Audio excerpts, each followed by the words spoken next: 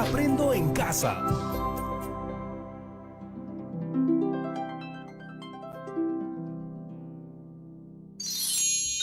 Hola chicas y chicos, muy buenos días con todos. Espero que se encuentren muy bien. Yo soy Patricia Barreto y esto es Aprendo en Casa, una iniciativa del Ministerio de Educación creada para que sigamos aprendiendo de forma segura desde nuestros hogares. Este programa está dirigido a ustedes, queridos estudiantes de quinto y sexto grado de primaria, pero pueden invitar a papá, a mamá, a hermanos, a abuelitos, primos, etcétera, quienes ustedes quieran para aprender juntos y pasarlo mucho mejor.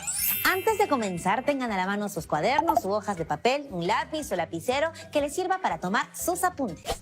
En nuestras últimas actividades hemos aprendido acerca de los recuerdos, esas experiencias y aprendizajes que almacenamos en nuestra memoria y que muchas veces evocamos al ver un objeto o una fotografía. Como es un tema muy interesante y también con mucho por conocer, elaboramos una lista de actividades para estas 2 semanas. ¿Qué dicen si les damos una miradita? Así verificaremos qué es lo que hemos trabajado hasta ahora y recordaremos cuál es nuestro desafío de hoy. Veamos, ya hemos aprendido cómo se forman los recuerdos. Leímos acerca de la relación que existe entre los recuerdos y las emociones y recopilamos y organizamos momentos especiales en una línea de tiempo. Entonces, hoy nuestra meta es la siguiente: reconocer los cambios producidos en los objetos a través del tiempo y compartir los recuerdos familiares en relación con ellos. ¡Wow! Muchos de los objetos que usamos hoy han cambiado muchísimo a través de los años. Descubrirlos juntas y juntos será una aventura muy divertida y que los va a sorprender. Déjenme contarles una anécdota. Justo hace unos días mi padre me mostró una foto parecida a esta. Me contó que esa era la tele en la que veía sus programas favoritos cuando era chico. Años después, cuando formó una familia con mi mamá, él y ella compraron otro televisor con sus ahorros. Ese era el aparato en el que yo podía ver mis programas después de hacer las tareas. Pero era bien distinto del televisor que aparecía en la foto de mi papá. De hecho, era muy parecido a este que vemos aquí. Le pedí a mi papá que me contara más sobre su tele de niño, ya que parecía tan diferente del mío.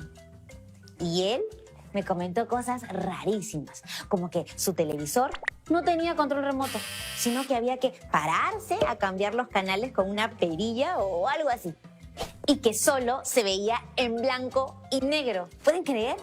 Pero que muy pocas personas podían tener un televisor así, porque eran muy caros y había que trabajar un montón para comprar uno. Finalmente, me dijo que mis abuelos no tuvieron televisión durante toda su infancia. Me quedé pensando en eso.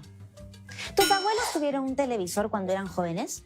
Muchos objetos que usamos en nuestra vida diaria han tenido una transformación muy sorprendente.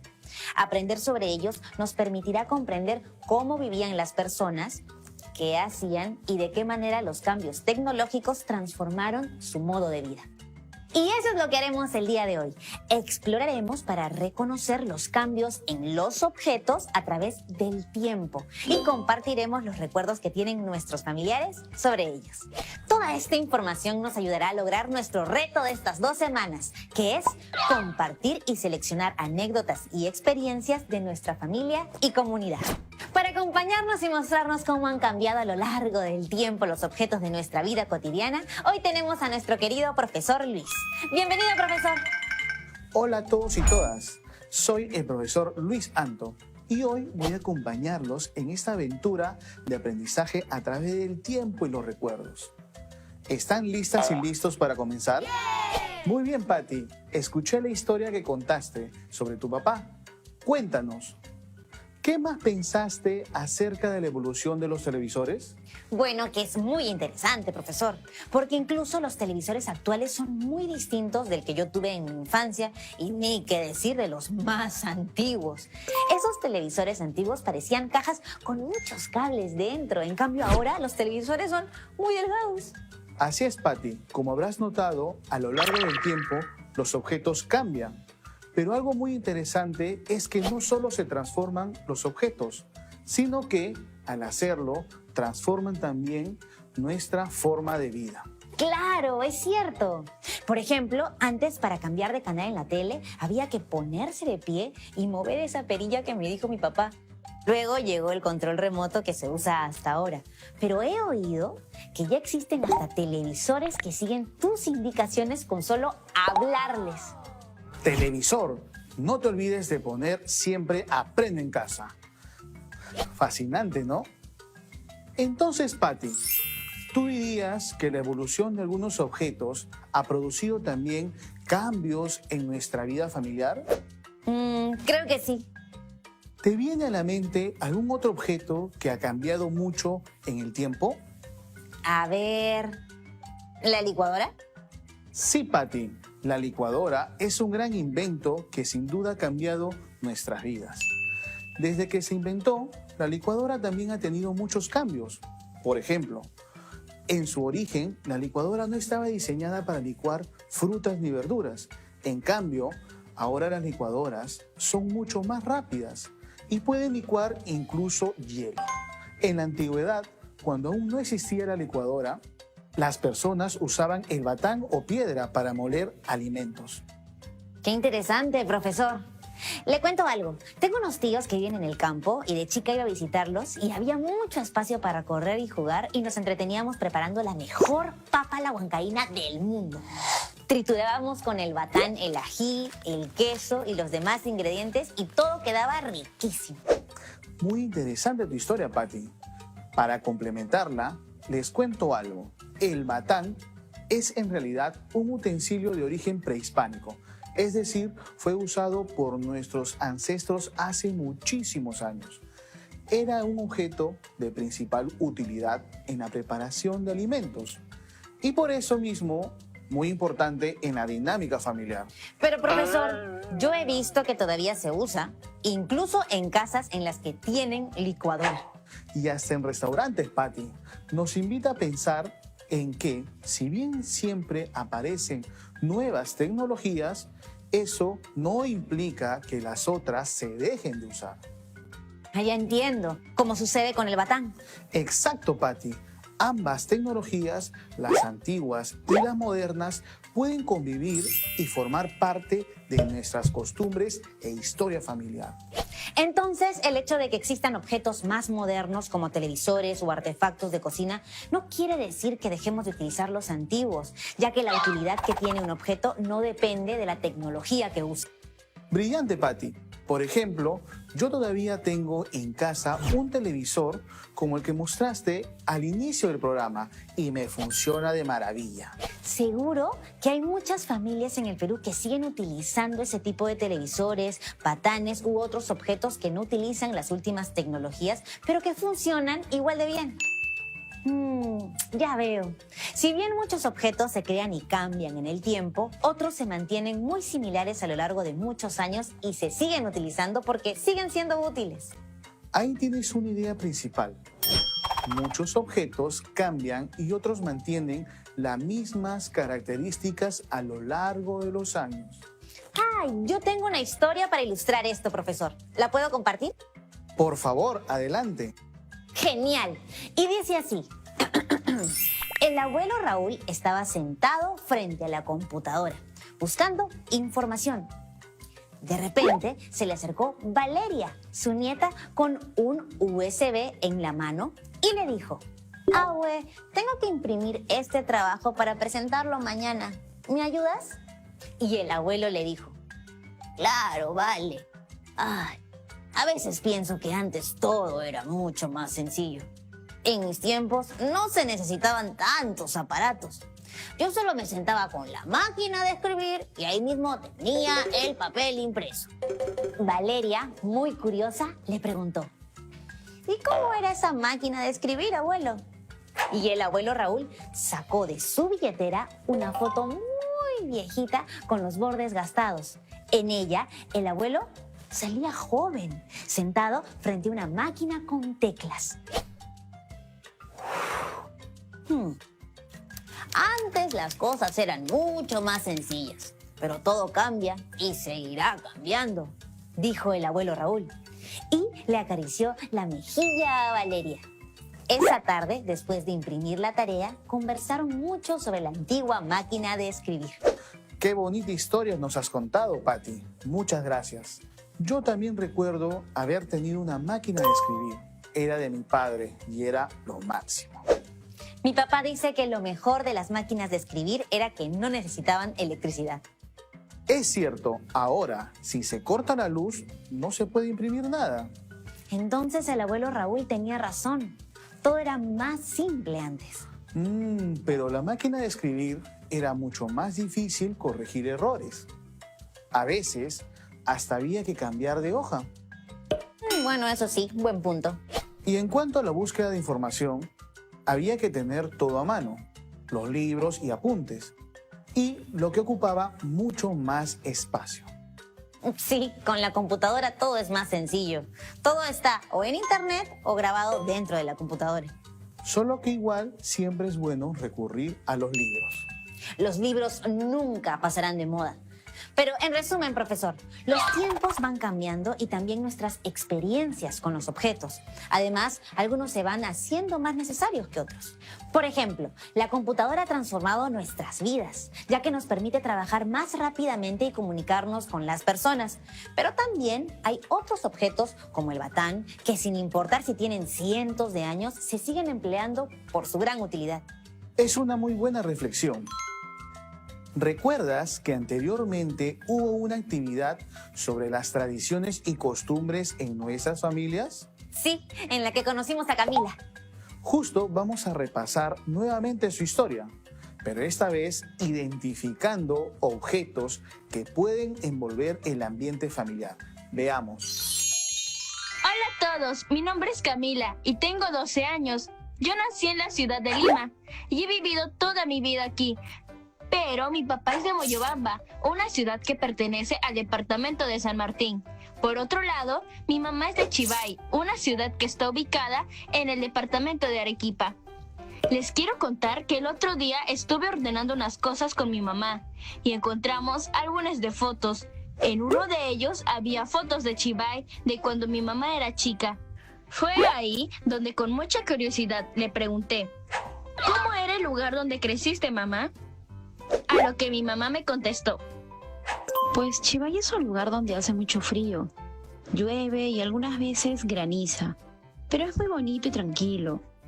Por eso, salía con mis amigos a jugar en la plaza. Las personas de la zona son muy talentosas.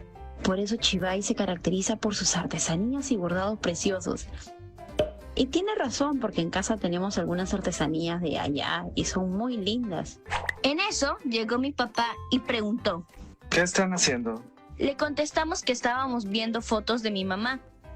Y se nos unió para contarnos su historia en Moyobamba, que fue el lugar donde creció. Nos dijo que En Moyobamba, la mayor parte del año hace mucho calor.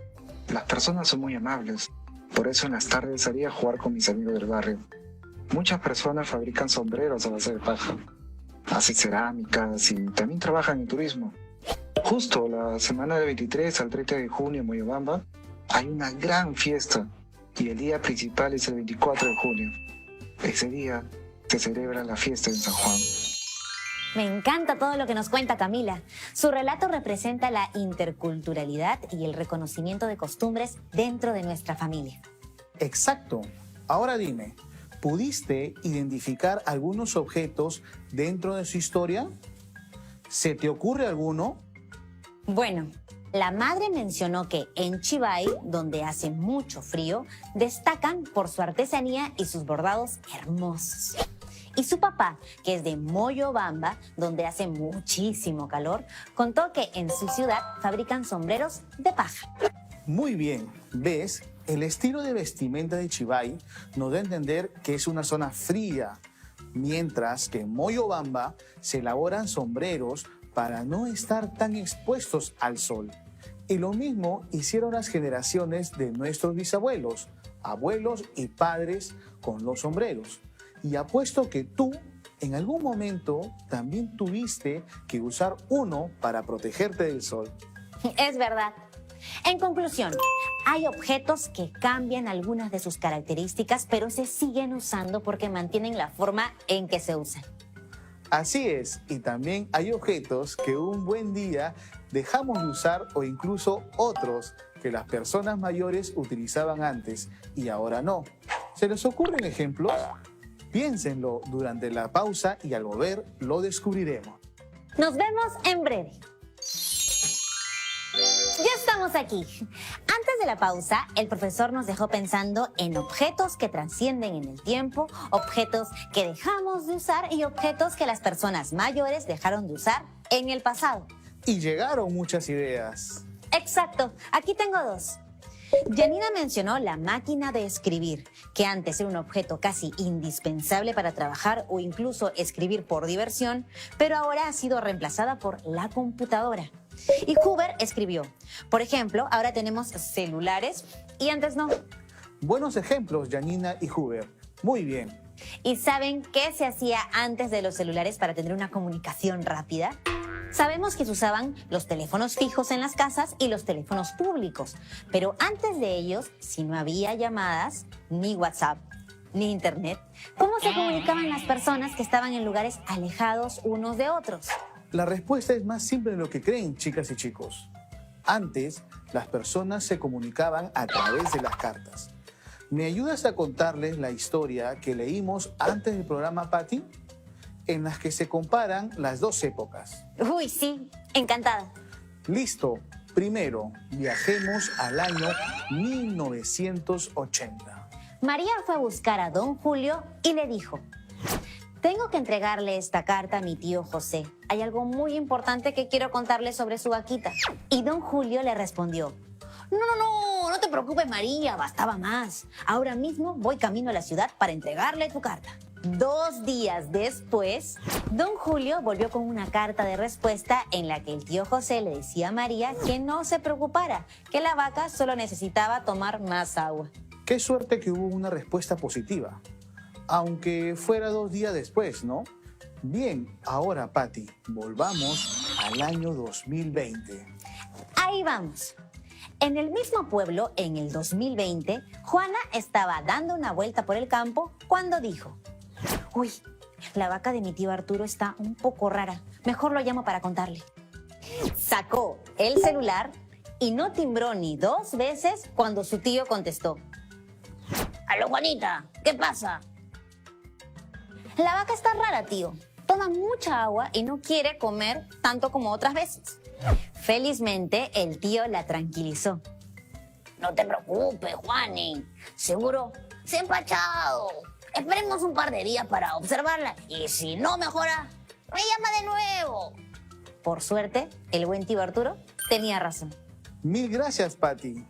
Recordemos, chicas y chicos, que en muchos lugares de nuestro país se siguen enviando cartas, pero también el amplio acceso a la telefonía y redes de comunicación permiten que cada vez más personas como Juana y Arturo puedan contactarse de manera inmediata. Ahora que lo pienso, hace mucho tiempo no escribo una carta. Es más, no recuerdo la última vez que escribí una. Gracias por mencionarlo, Patty. Si bien ahora ya no es tan indispensable escribir cartas por necesidad, es una práctica que no deberíamos dejar de lado.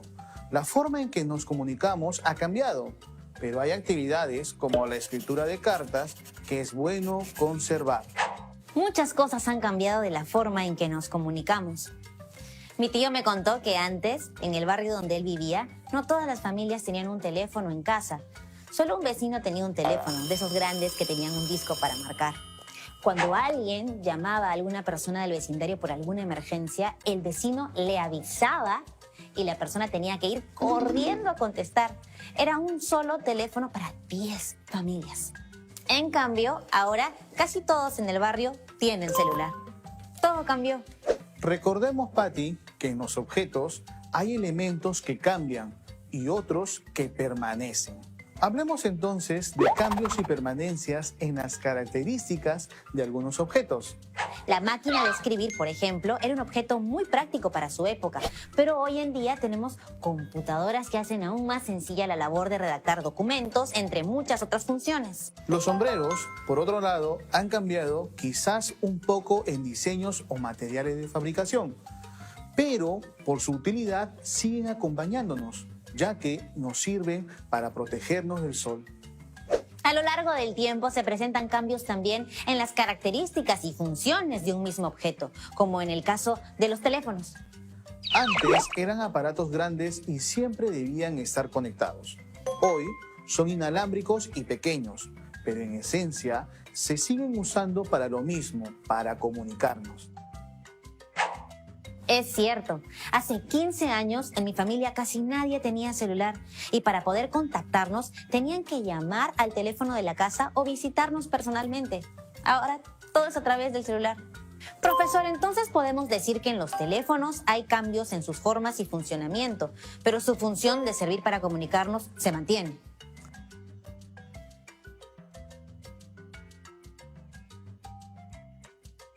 Esto, Patti, ha cambiado nuestra interacción diaria. Antes teníamos un teléfono en casa o buscábamos un teléfono público para hacer una llamada.